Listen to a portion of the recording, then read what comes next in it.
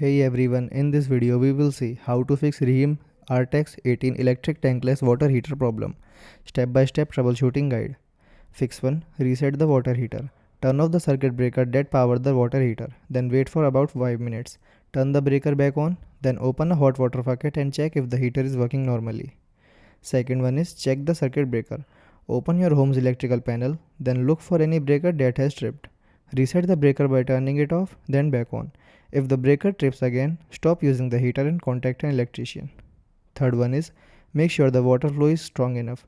Fully open the hot water bucket, remove and clean the bucket aerators or shower head if it is clogged. Check if the heater start heating after the water flow improve. Fourth one is clean the inlet water filter. Turn off the power and close the water supply. Remove the inlet filter. Rinse the filter under clean running water. Reinstall the filter and turn the water and back on. Fifth one is flush the heater to remove sleeve. Turn off the power and water supply. Connect flushing hoses according to the owner's manual. Then flush the unit with a disc cleaning solution. Rinse with clean water before reconnecting everything. Thanks for watching.